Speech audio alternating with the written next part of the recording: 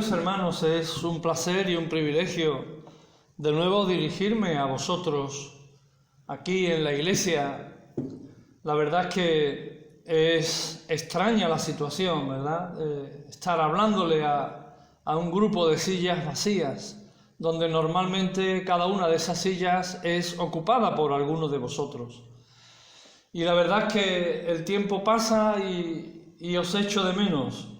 La verdad es que los días son difíciles y la soledad a veces se hace tensa y se hace larga la espera.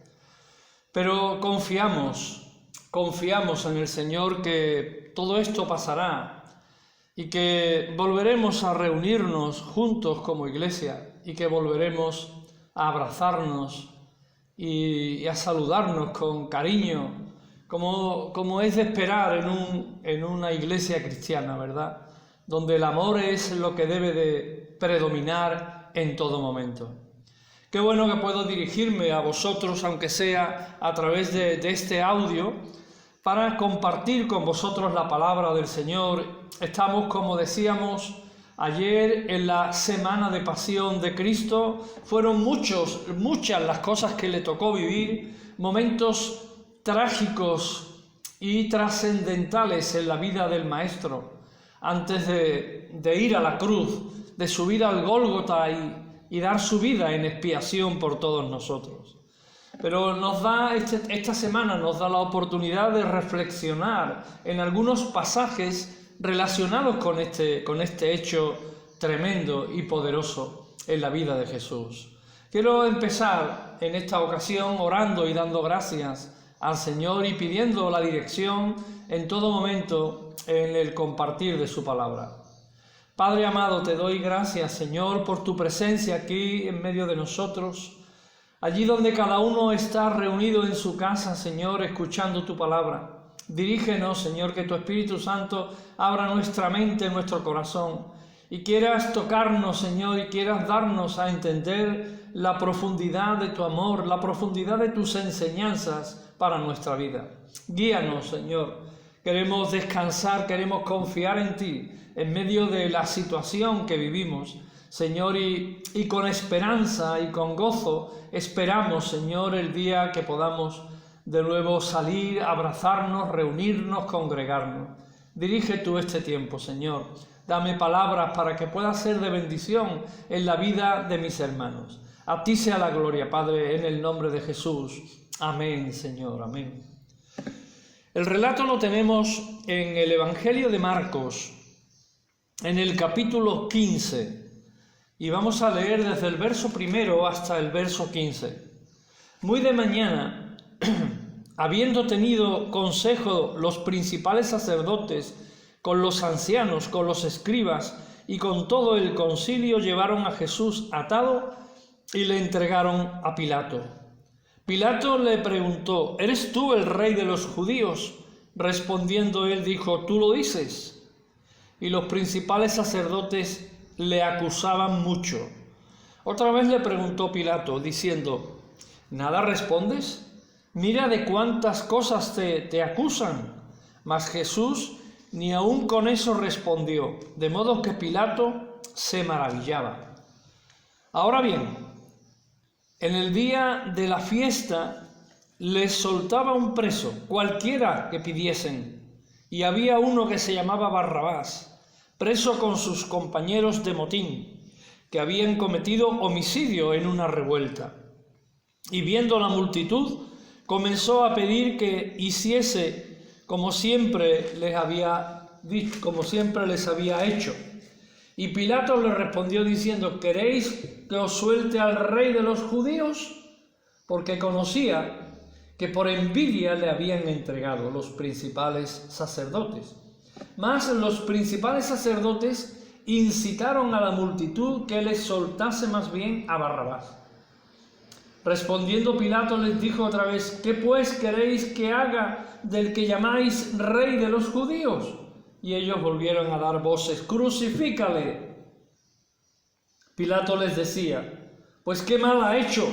Pero ellos gritaban aún más: crucifícale. Y Pilato, queriendo satisfacer al pueblo, le soltó a Barrabás y entregó a Jesús después de azotarle para que fuese crucificado. Así que dice este versículo 15, que Pilatos, queriendo satisfacer al pueblo, le soltó a Barrabás y entregó a Jesús después de azotarle para que fuese crucificado. En la revista Selecciones del Reader's Digest se publicó en una ocasión en la sección de humor militar la historia de dos paracaidistas que al ir bajando chocaron el uno contra el otro y a gran altura. Uno de los paracaidistas quedó averiado y se cerró su paracaídas. Los paracaidistas se aferraron el uno al otro y llegaron a tierra sanos y salvos. Al alabárseles por la rapidez de la acción, dijeron con modestia que la verdad que solo había un paracaídas y no nos íbamos a poner a mirar cuál de los dos era el que estaba bien. Así que nos aferramos. Esa fue un instante, una intuición. Nos aferramos por salvar la vida, nos aferramos el uno al otro. La mayoría de nuestros actos de coraje son de esta clase. En realidad, puede que nuestros actos de cobardía sean mucho más que los de arrojo o los de valentía. Hay momentos, sin embargo, cuando logramos disponer de suficiente fortaleza y de suficiente fe como para actuar con coraje, pero como digo, estos son los menos. Solemos usar más la cobardía que el coraje, que la valentía, que el arrojo. Siempre que se habla de cobardía, podemos pensar en diversos personajes de la historia. La historia nos muestra diversos personajes en los que demostraron en algún momento de su vida cobardía. Poncio Pilato es uno de esos personajes.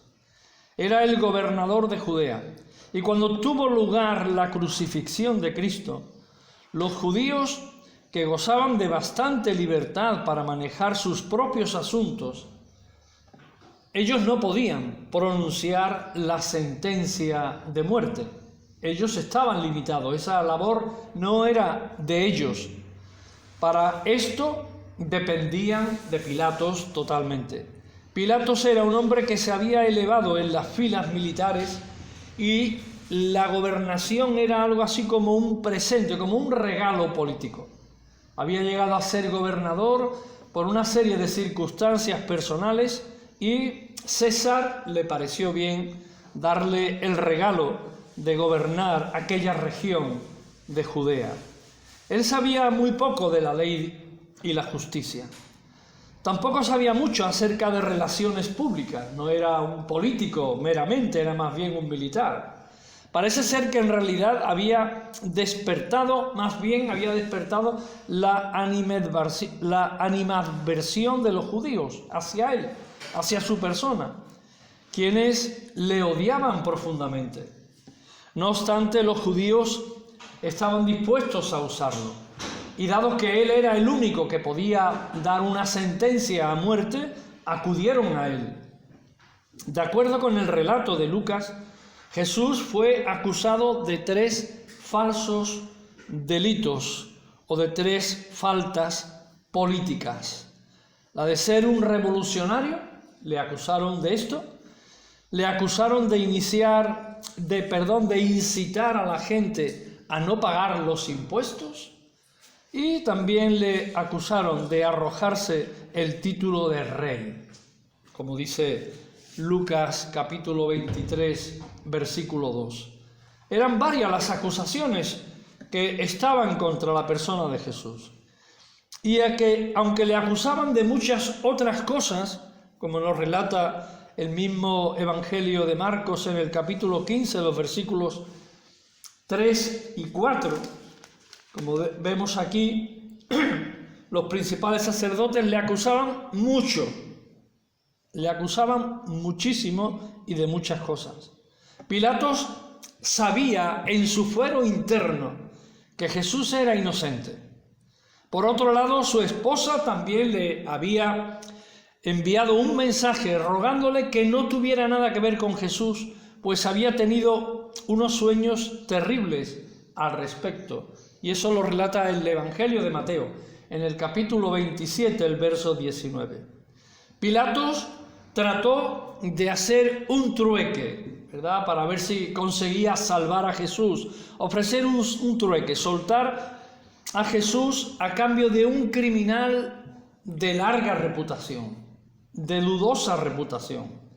Pero finalmente se rindió ante la presión de los judíos, declarando ser inocente en este asunto.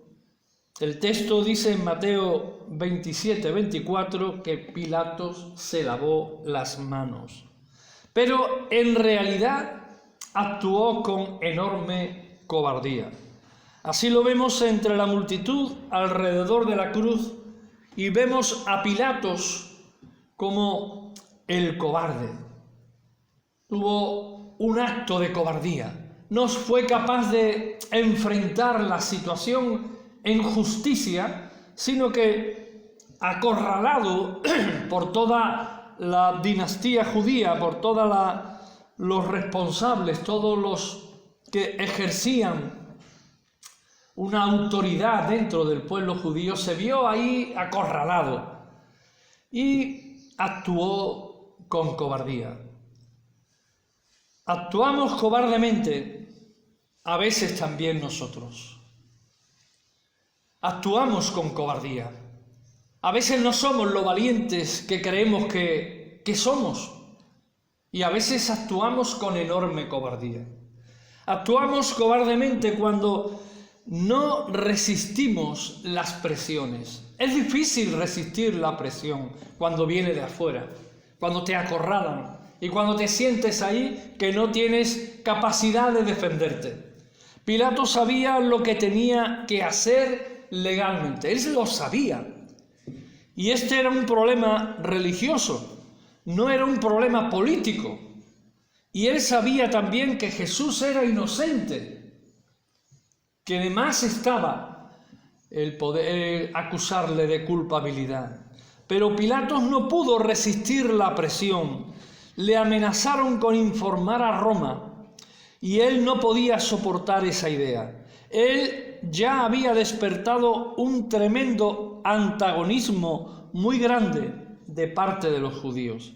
Ya había demostrado que no servía mucho para ese puesto que tenía de gobernador. Siguieron presionando hasta que él cedió e hizo lo que bien sabía que estaba mal, que no era lo correcto. Son las presiones en la vida lo que más efecto tiene sobre nosotros, sobre las personas. Puede ser la presión de lograr cosas, de querer alcanzar cosas, posesiones, estar en algún sitio importante, tener más, acaparar más. Y somos capaces de vendernos para conseguir nuestros propósitos. Habiéndonos criado en un mundo donde se adora la imagen del éxito, puede que sintamos que es preciso escalar posiciones para ser aceptados y para ser apreciados dentro de los círculos donde nos movemos. Puede que sea en el campo del deporte, puede que sea ahí, o puede que sea en los negocios, puede que sea en la escuela, como vendedor, como trabajador en tu medio en el que te mueves. 1000 formas diferentes en las que podemos vernos presionados. La presión se produce a veces hasta el punto que algo explota y ya no controlamos. Podría ser la presión de producir. Uno puede sentir que debe producir cada vez más y a cualquier precio. Puede ser la presión de ser aceptado por otros. Y este problema lo tienen los jóvenes especialmente. con tal de ser aceptados por un grupo de amigos, perdonad, pues son capaces de cualquier cosa. La gente joven y otros también no tan jóvenes a menudo usan de todos los medios a su alcance para ser aceptados por aquellos que nos rodean, para ser bien vistos por aquellos que nos rodean. Y esto produce una presión que les lleva a hacer cosas que no harían de otra manera. ¿Cómo podemos resistir esta clase de presión? Alguien se ha referido a una fuerza interior. Esta fuerza interior es la que nos permite resistir las presiones de la vida en el poder del Espíritu Santo, obrando en nuestro interior, obrando en nuestro corazón, obrando en cada uno de nosotros. Se dice que Albert Einstein expresó una vez que solamente la Iglesia se opuso al hitlerismo en Alemania. Cuando esta filosofía se movió y creció y entró en Alemania hasta fortalecerse de la manera que lo hizo, él había esperado que las universidades se opusieran, pero las universidades lo aceptaron. Él había esperado que los periódicos, los periodistas, el mundo de la información se opusiera, pero estos le propagaron. Los líderes de las instituciones que debían haberse opuesto se rindieron ante la presión. Solamente la Iglesia cristiana hizo frente a la locura de Hitler. En la cubierta de la revista Time de mayo de 1940 apareció una fotografía de Martin Niemeyer con esta leyenda: en Alemania solamente la cruz no se ha inclinado ante la esvástica. Niemeyer había predicado un famoso sermón en el cual dijo: Dios es mi Führer, y la fuerza interior de la fe y la confianza en Dios lo sostuvo hasta el final. Esta es la realidad y esto es lo que espera Dios de nosotros. Que resistamos, hermanos, la presión cuando nos viene de fuera, para que siempre obremos en justicia y no apoyando la injusticia, como hizo Pilatos. Pilatos se vendió al mejor postor o al postor más poderoso o que más influencia ejercía en ese momento, a los sacerdotes, a los fariseos, a los seduceos, a esta casta de gente importante. Él se dejó seducir, aún teniendo la posibilidad de ejercer autoridad y justicia, no lo hizo por cobardía. Actuamos cobardemente, hermanos, cuando no mantenemos que lo que sabemos es correcto. Cuando no mantenemos que lo que hemos aprendido en la palabra de Dios o lo que hemos visto en nuestro alrededor, eso es lo correcto. Y a veces cedemos, aún sabiendo que creemos y que hacemos lo correcto, cedemos. Pilato sabía lo que era correcto, pero no obró de acuerdo. Él sabía que Jesús no era culpable de ningún crimen, pero no tuvo el coraje para librarlo. Tenía la autoridad para hacerlo, pero no el coraje, no la valentía para hacerlo. Esto es pecado. Es pecado no hacer lo que sabemos que es correcto. Es pecado no hacer lo que sabemos que es correcto y nos escondemos detrás de nuestros razonamientos. Nuestro pecado a veces adopta una forma positiva. Las cosas malas que hacemos y le damos la vuelta y la ponemos de manera que no es tan mala y al final queremos hacer ver que lo que está mal está bien, pero eso no es correcto.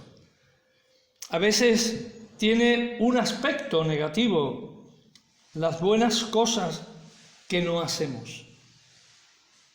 Para la gente decente, para la gente respetable, esta es la forma que más a menudo adopta el pecado. Santiago 4:17 enseña: y al que sabe hacer lo bueno y no lo hace, le es pecado. ¿Cuántas veces sabemos lo que es bueno, lo que es aceptable, lo que Dios quiere, pero no lo hacemos? 1000 razones, excusas, pensamientos ahí ocultos en nuestro interior. Querer cubrir o querer apoyar a alguien al que amamos o tenemos una inclinación hacia él, una debilidad hacia una persona, y aún sabiendo que está haciendo el mal, le apoyamos.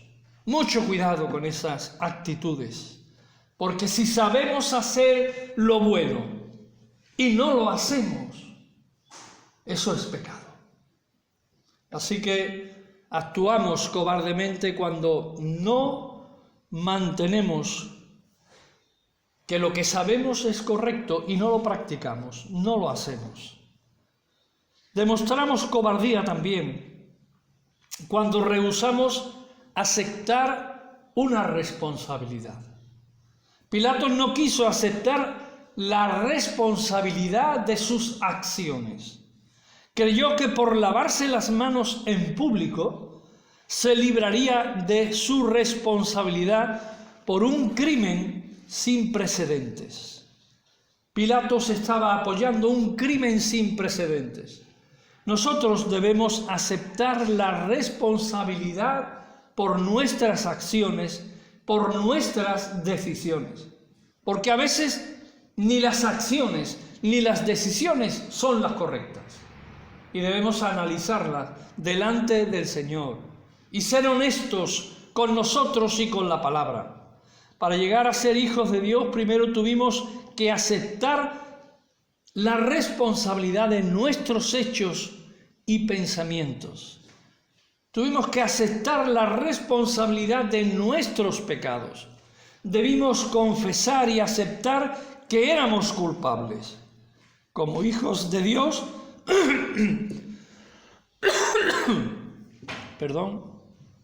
como hijos de Dios debemos ser ejemplo de firmeza, porque no nos ha dado Dios espíritu de cobardía, sino de poder, de amor y de dominio propio, dice 2 de Timoteo 1:7. No nos ha dado Dios espíritu de cobardía para afrontar nuestras responsabilidades. Y cuando actuamos irresponsablemente o cuando tomamos decisiones inacertadas, opuestas a lo que enseña la palabra de Dios, debemos de tener la capacidad, la honestidad, la honorabilidad de reconocer que nos hemos equivocado, de pedir perdón al Señor, porque Él todo lo perdona. Él perdona siempre nuestros errores, nuestros pecados. Él los perdona con todo su amor y su misericordia. Dios nos conoce y sabe de nuestras debilidades. Quiera Dios que en tu vida no seas un cobarde, como lo fue Pilatos. Él es un ejemplo de cobardía, de cobarde histórico. Él fue un cobarde histórico, porque no quiso aceptar su responsabilidad. No fue capaz de poner las cosas en su sitio. No fue capaz de aplicar la justicia y la honorabilidad correcta en la persona de Jesús. Pilato tuvo la gran oportunidad de su vida. Se encontró frente a la luz del mundo, frente a la verdad, frente al único mediador entre Dios y los hombres. Y por temor a perder su posición política, dejó pasar de largo su eterna felicidad. Que no haya alguien aquí entre nosotros, ni en ningún lugar, que oyendo la voz del Hijo de Dios se vuelva temeroso a mirar a su alrededor, a mirar a sus amigos, a sus colegas, a mirar a las multitudes amenazantes y dándole la espalda, acobardado, se aleje para siempre de aquel que puede elevarle a la más alta posición jamás imaginada. Y ese no es otro que Jesucristo. Él quiere elevarnos a los lugares celestiales con Cristo. Es mejor estar en esos lugares celestiales que aquí en esta tierra por un tiempo ocupar lugares importantes. Y para ello tengamos que vendernos y vender la verdad al mejor postor. Aquellos que ya pertenecemos a Cristo por el nuevo nacimiento, que demos un paso al frente, hermanos, que demos un ejemplo de valentía cristiana, manteniendo en alto lo que es correcto, resistiendo las presiones de este mundo y aceptando nuestra responsabilidad por medio de decisiones que honren a nuestro Señor. Hay que estar por encima de las circunstancias que nos rodean. Hay que mirar a lo alto. Hay que poner los ojos en Cristo una vez más, como dice la palabra. Puestos los ojos en Jesús, el autor y consumador de nuestra fe. No los ojos en las posesiones ni en la posición que podamos alcanzar en esta vida. Y si para ello tenemos que vendernos, tenemos que actuar cobardemente. Que Dios nos dé espíritu de valentía, espíritu de esfuerzo, de espíritu de dominio propio para afrontar los tiempos, para afrontar las dificultades y seamos un pueblo que honre, que glorifique a Dios, que mirando a la cruz caigamos rendidos, postrados ante la cruz de Cristo. A Él sea la gloria, la honra y la alabanza. Padre amado, gracias, Señor. Gracias una vez más por tu palabra. Derrama de tus bendiciones, derrama ese espíritu de valentía en tu pueblo, Señor, para afrontar todo lo que venga. Que no haya esa cobardía, Señor, que nada nos acobarde, que nada nos haga hundirnos, Señor, en el miedo, en el terror, en el pánico, porque tú eres más poderoso que cualquier cosa que pueda amenazarnos. Gracias te damos, Señor. Confiamos en ti, Padre, y te ruego una vez más por tu pueblo, por tu iglesia, por cada uno de mis hermanos, que tú derrames de tus bendiciones y de tu poder en cada una de nuestras vidas. A ti sea la gloria siempre, Padre, en el nombre de Jesús. Amén, Señor.